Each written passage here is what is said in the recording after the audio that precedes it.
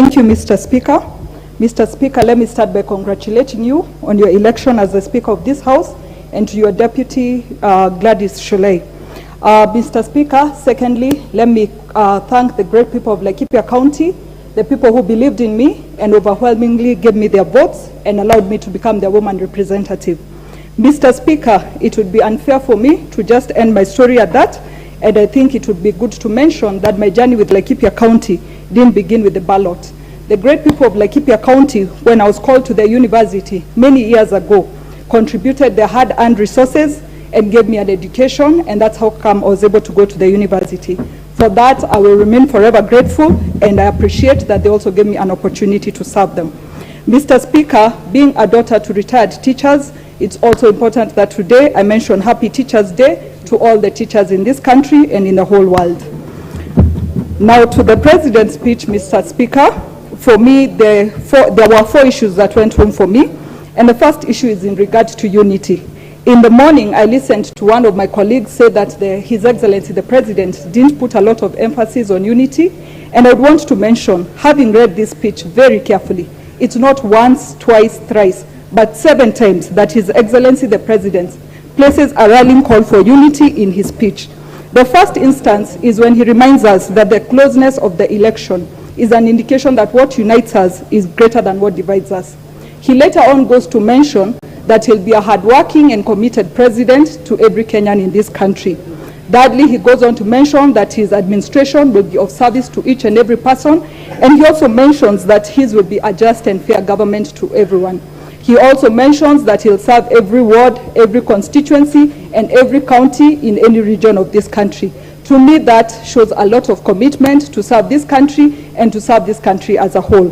Mr. Speaker, I move on to the second point, which went home for me, and that is His Excellency the President requesting this Honorable House to amend the standing orders to allow for cabinet secretaries to actually attend to the House and explain the government policy as well as articulate the government agenda.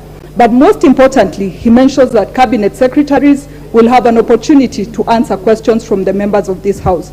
To me, Mr. Speaker, this is the most important thing that would happen in my tenure in this House, because, Mr. Speaker, every 2 a.m. at night, I receive a call from one of my constituents based somewhere in Kamwenje, asking me, Jane, the rustlers are outside my house, they're about to drive away with my cattle. On other occasions, I receive phone calls of members of my constituency telling me they have to sleep under their beds because the rustlers know how to aim their guns at the level of their beds. For me, Mr. Speaker, having a cabinet secretary attend to this House will enable me answer these people, and will also ensure that we restore security to our great county of Laikipia. Mr. Speaker, our issues don't end there, and having the cabinet secretaries attend Parliament will also enable me to end the human-wildlife conflict in my county. We live in a situation where our people plant, but it is elephants that harvest their produce. That way, Mr. Speaker, I will be able to engage the cabinet secretary, and there will be an end to these problems that my people face. Last week, Mr. Speaker, I received a call from one of my chiefs who informed me that there was a leopard roaming around in the village of Mutembei. Mr. Speaker, I don't know what I'll do with a leopard, but having the cabinet secretary here will enable me ensure full security for my people and safety in all that they do. Mr. Speaker, I also appreciate cabinet secretaries coming to the House, because in my county we have villages like Kafiro, Liki, Majengo, Manguo, and Minor Estate, where our people have lived without title deeds. This is a government that is committed to economically empowering our people. I believe when our people receive their title deeds, that will be a way forward for them, and they will grow economically.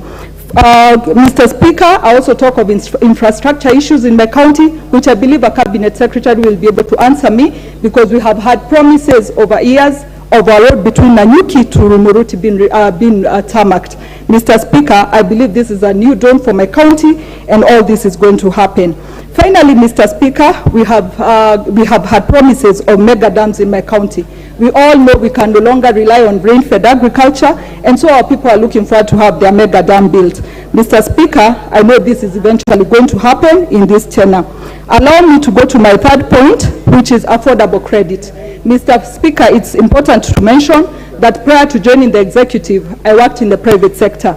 And having been an entrepreneur, I know the 3 challenges an entrepreneur has are access to information, access to markets, and access to finance.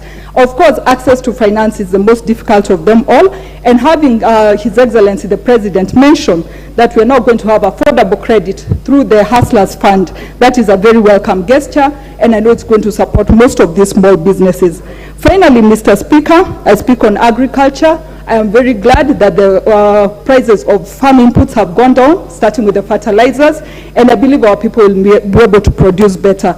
With those remarks, Mr. Speaker, allow me to conclude by borrowing words from His Excellency the President's speech and saying, let us all work together to ensure that every Kenyan is proud to call Kenya their home.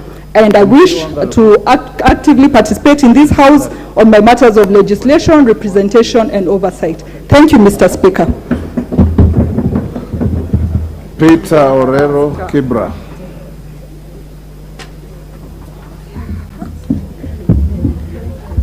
Thank you, Mr. Speaker, sir.